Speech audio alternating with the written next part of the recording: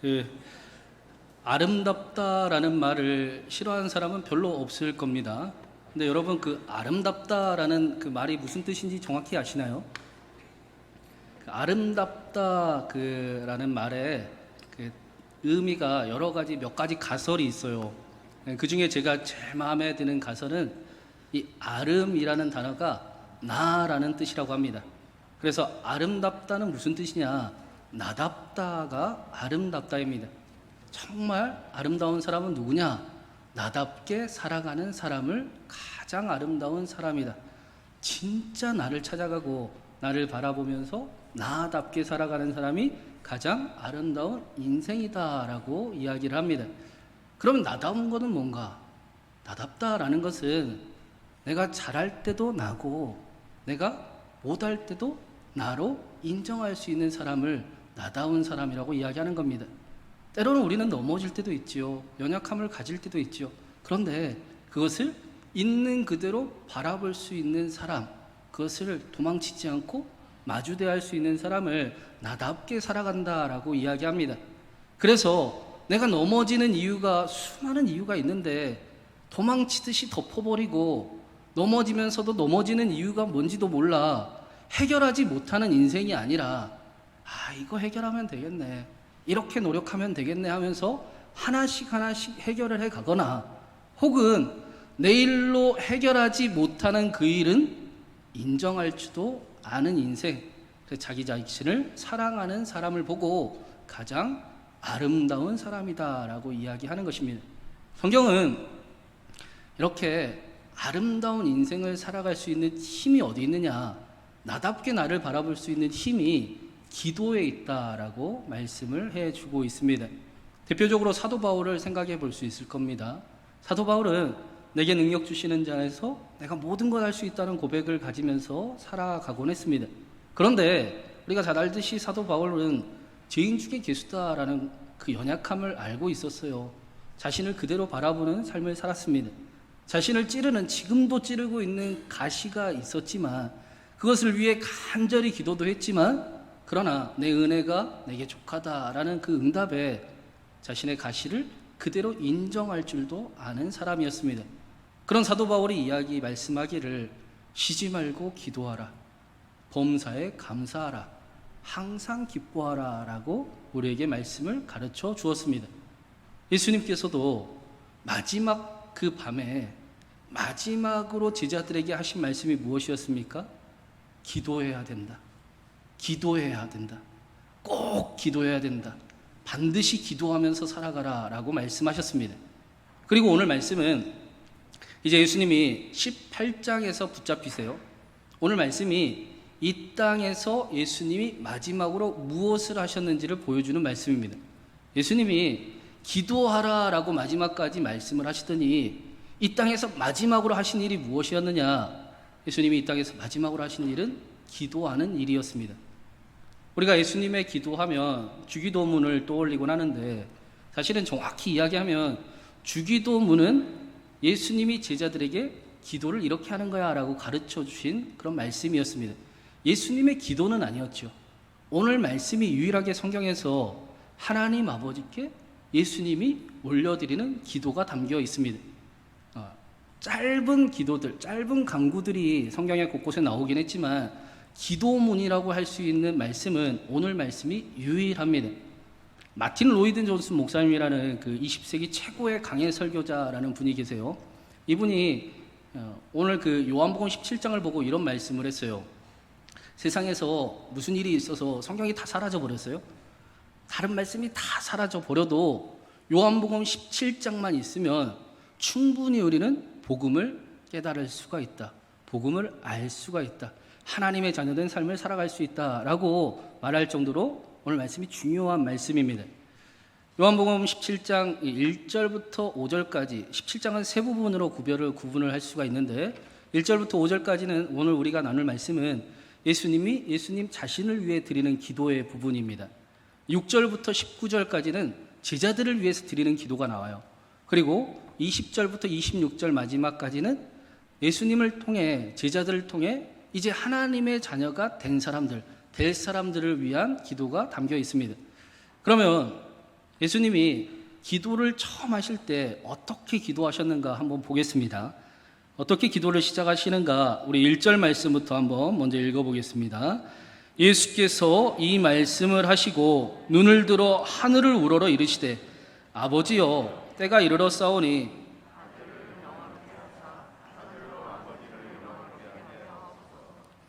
예수님이 이 말씀을 하셨다라는 것은 요한복음 13장부터 16장까지 그 마지막 최후의 만찬에 제자들에게 하셨던 말씀을 가리키는 겁니다. 그리고 나서 눈을 들어 하늘을 보셨대요.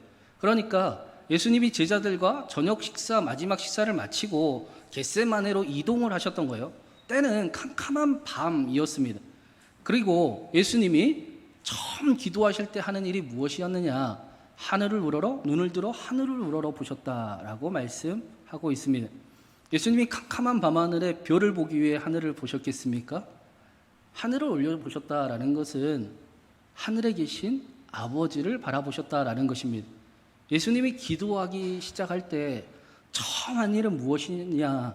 하늘에 계신 아버지를 바라보는 일, 내 기도를 반드시 들으시는 그 하나님을 바라보는 일, 내 기도를 기뻐하시는 하나님을 바라보는 일, 내 기도에 응답하시는 하나님을 바라보는 일로 기도를 시작하셨습니다.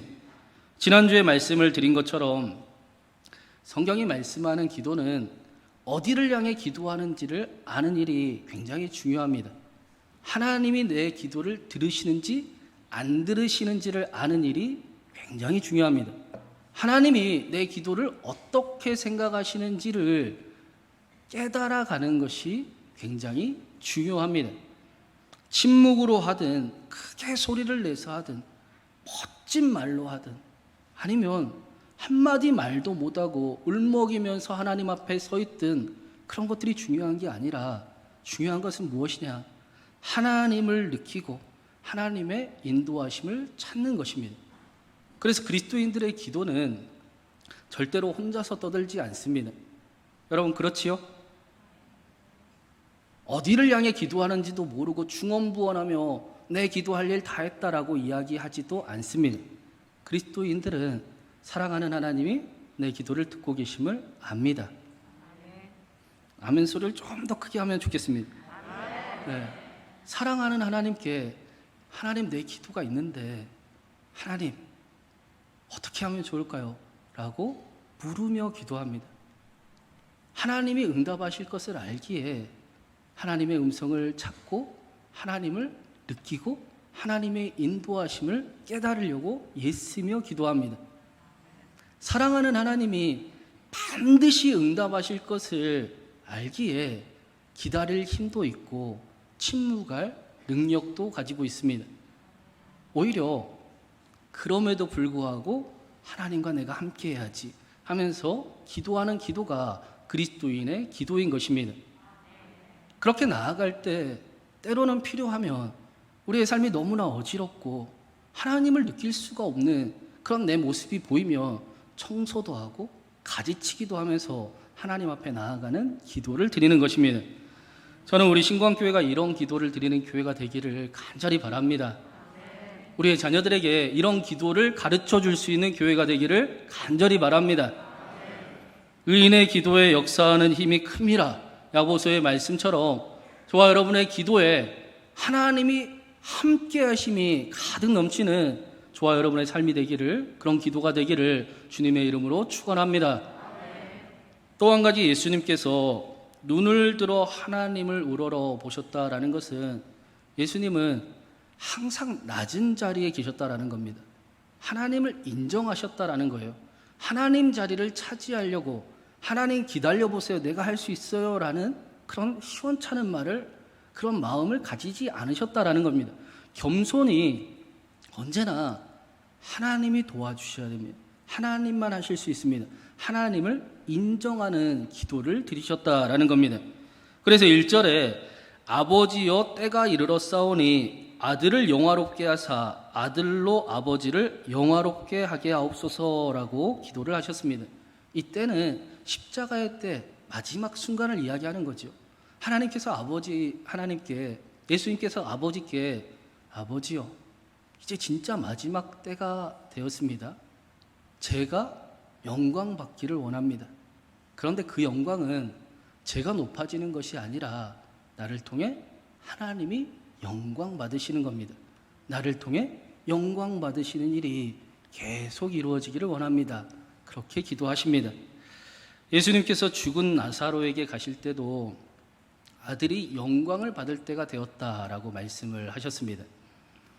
예수님께서 말씀하시는 그 하나님의 영광은 죽은 나사로를 살리는 그런 영광이 아니었습니다. 예수님이 죽으시는 영광이었습니다. 나사로가 살아난다, 나사로에게 가자라고 말씀하신 것이 아니라 죽으러 가자라고 하신 말씀이었습니다. 우리가 요한복음의 11장의 나사로 말씀을 나누면서 다 나누었던 말씀입니다. 여러분 기억 다 나시지요?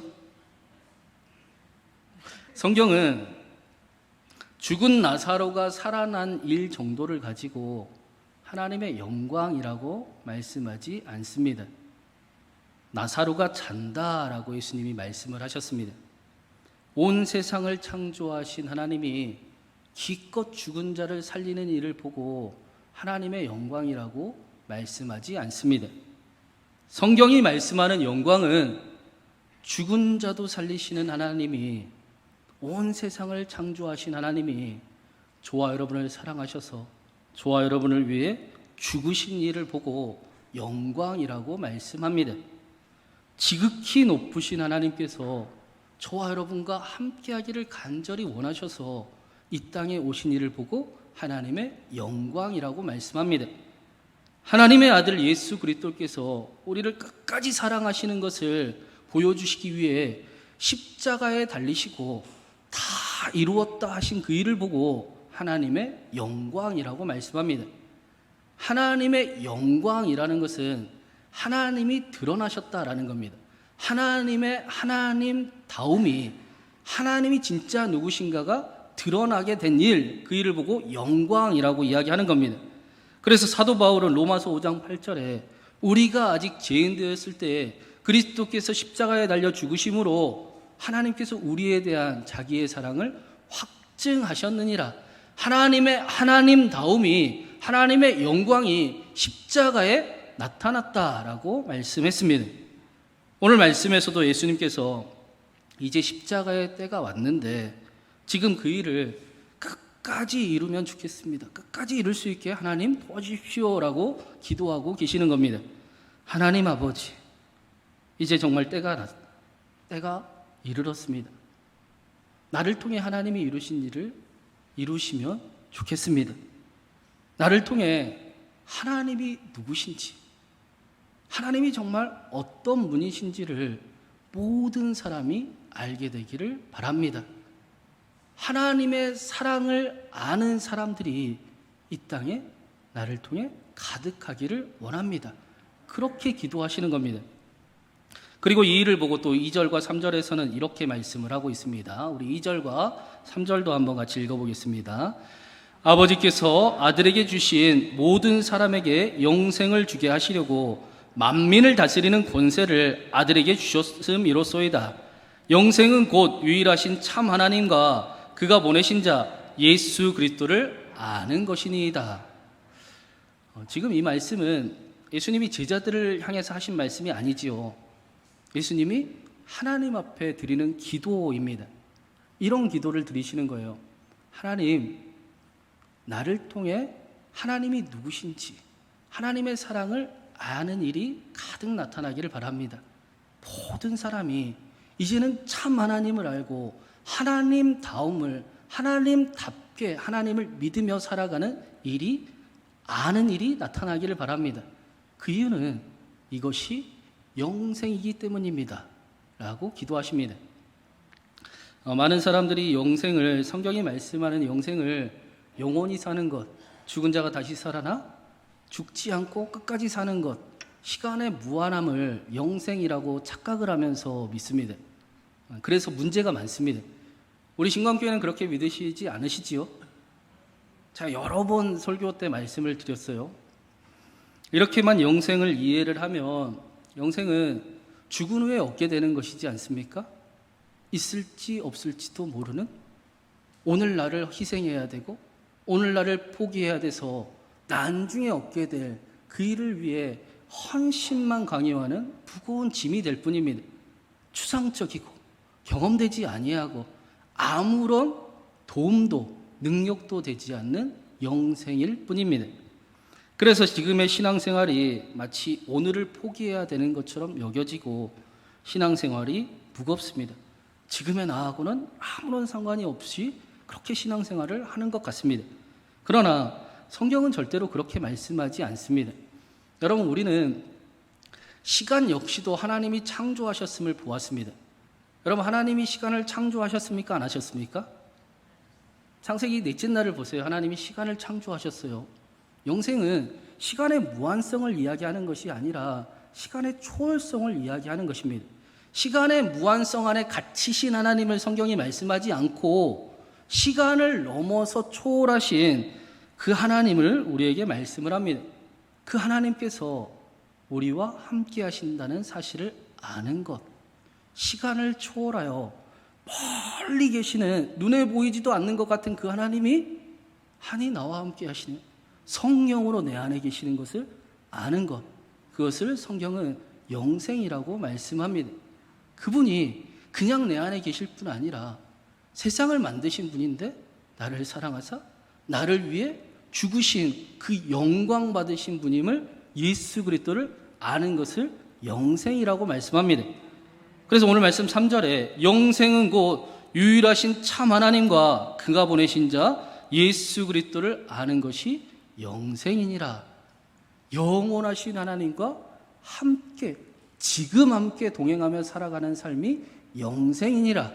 먼 훗날 있을지 없을지도 모르는 그 일을 위해 오늘을 포기하는 그 신앙이 아니라 지금 나와 함께 하시는, 지금 나를 사랑하시는, 지금 나를 간절히 돕기 원하시는 그 하나님이 내 안에 계심을 아는 것, 그것을 영생, 영원한 생명이다라고 말씀합니다. 영생은 유일하신 참 하나님을 정확히 아는 것입니다. 참 하나님께서 우리와 함께 하기를 간절히 원하셔서 하늘의 보좌를 버리시고 시간을 초월하여 내 안에 들어오신 그 하나님을 아는 것을 영생이라고 말씀합니다. 그 하나님의 사랑을 알고 그 하나님의 사랑을 누리고 그 하나님의 사랑을 힘입고 성령으로 오신 그 하나님과 동행하는 삶을, 영원하신 하나님과 함께하는 삶이 영생을 얻은 사람입니다. 지금도 저와 여러분 안에 영원하신 하나님이 함께 계십니다. 그래서 예수님을 믿는 사람들은, 저는 솔직히 어릴 때는 그래서 저도 이런 고민을 솔직히 했는데, 지금은 예수님을 믿는데 자기가 구원받았나 구원 못 받았나를 고민을 하고 의심을 하고 나중에 천국을 갈지 못 갈지를 확신도 못하는 그런 신앙생활을 할 수가 있나? 그런 생각을 해요. 여러분, 하나님이 여러분을 사랑하심을 믿으십니까? 정말 믿으세요? 그럼 심판자이신 하나님이 여러분을 사랑하신대요. 죽기까지 사랑하신대요. 그러면 구원을 모를 수가 있습니까? 사랑하는 아버지의 집에 갈지 못 갈지 의심하며 살아갈 이유가 있습니까? 없다고 이야기하죠. 없습니다. 그리스도인이 무슨 고민을 하고 살아갑니까? 하나님이 천국을 알게 해주시고 그 천국을 내 안에 만나게 해주시고 또 맛보게 해주셨는데, 그 하나님의 뜻이 나를 통해 내 삶에, 나의 가정에, 내 삶의 자리에, 이 나라의 민족에 열방의 천국이 임하기를 간절히 원하는 그 고민을 하면서 살아가는 겁니다. 나 같은 사람을 통해서 하나님께서 내 가정을 천국과 같이 만들어주시고 내 삶의 자리에 하나님의 나라를 세워주기를 간절히 원하며 하나님께 기도하는 삶을 살아가는 겁니다. 예수님께서도 4절 5절에 그래서 이런 말씀을 하세요. 우리 4절 5절 마지막으로 같이 한번 마지막으로 읽어보겠습니다. 아버지께서 내게 하라고 주신 일을 내가 이루어 아버지를 이 세상에서 영화롭게 하였사오니 아버지여, 창세전에 내가 아버지와 함께 가졌던 영화로서 지금도 아버지와 함께 나를 영화롭게 하옵소서. 4절에 보니까 하나님께 이런 기도를 드려요. 아버지여, 내게 하라고 주신 일을 제가 다 이루었습니다. 아버지, 하늘에서 맡기신 일을 제가 이 땅에 다 이루었습니다. 여러분, 우리가 기도할 때 하나님 앞에 이런 기도를 드릴 수 있으면 얼마나 기쁘겠습니까? 하나님이 부족한 저에게 우리 가정을 맡겨주셨는데 제가 우리 가정을 천국처럼 만들었습니다. 하나님이 저에게 감당할 삶의 영역 터들을 주셨는데 하나님 여기 보세요. 천국처럼 변화되고 있어요. 우리 교회가 저를 통해 천국 같아지고 있어요. 하나님 보세요. 라고 고백할 수 있으면 얼마나 좋겠습니까? 여러분, 그런 기도를 할 수 있는 저와 여러분 되기를 간절히 바랍니다. 원하십니까? 그 벽돌을 쌓는 일을 하는 세 사람의 벽돌공이 있었어요. 어떤 사람이 이 세 사람이 같은 장소에 이렇게 일을 하고 있는데 똑같은 질문을 물었습니다. 무슨 일을 하고 계십니까? 그러자 첫 번째 벽돌공은 보시다시피 벽돌을 쌓고 있습니다. 그렇게 대답합니다. 두 번째 벽돌공은 건물을 짓고 있습니다. 라고 대답을 합니다. 세 번째 벽돌공은 하나님의 성전을 짓고 있습니다. 그렇게 대답을 했습니다. 같은 시간에 같은 장소에서 똑같은 일을 하는 그 세 사람이 똑같은 일을 하지만 삶은 너무나 달랐습니다. 벽돌을 쌓고 있다라고 대답한 첫 번째 벽돌공의 인생은 언제나 수고만 가득했을 것입니다. 그가 남긴 것은 수고뿐이었을 것입니다. 두 번째로 건물을 세우고 있다라는 그 벽돌공의 인생은 일이 가득했을 것이고 그가 남긴 것은 건물 몇 채일 것입니다.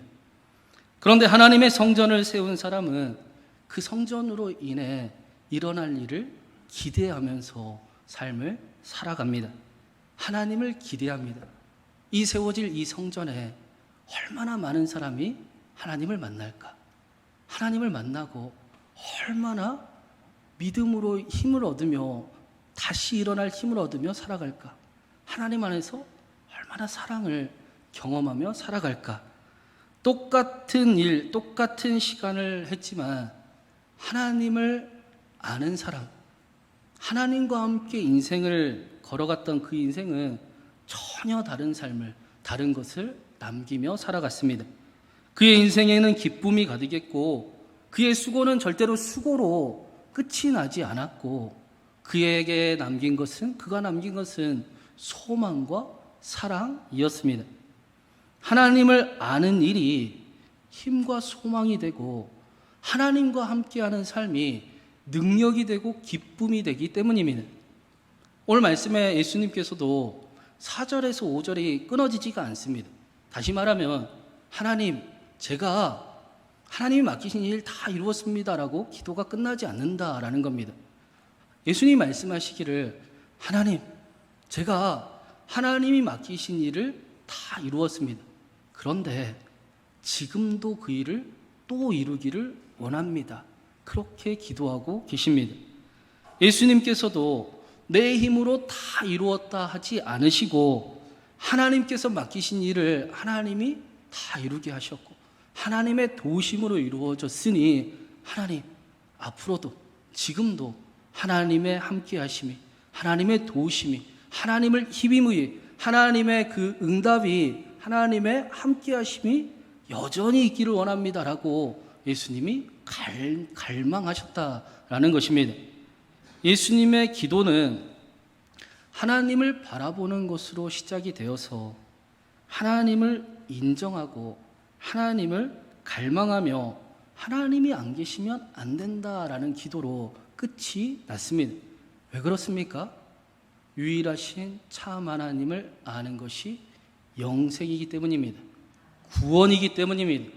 능력이기 때문입니다. 사랑하는 여러분, 여러분은 주일에 이 자리에 와서 누구에게 예배하십니까? 이상한 질문을 합니까? 저는 우리 신광교회가 하나님께 예배하는 예배가 되기를 간절히 바랍니다. 하나님 앞에 예배 드리는 예배가 되기를 바랍니다. 하나님께 예배하는, 하나님을 예배하는 거룩하신 하나님 앞에 죄인인 우리가 서서 그 사랑 앞에 그 사랑에 감사하며 하나님을 예배하는 저와 여러분이 되기를 간절히 바랍니다. 하나님을 찾는 예배요, 하나님을 만나는 예배요, 하나님과 함께하는 예배요, 하나님을 힘입는 우리의 예배가 되기를 간절히 원합니다. 오순절 마가다락방에 성령 하나님이 임하셨던 것처럼 오순절 저와 여러분의 신광교회에 하나님의 충만하심이 저와 여러분과 함께하기를 주님의 이름으로 축원합니다.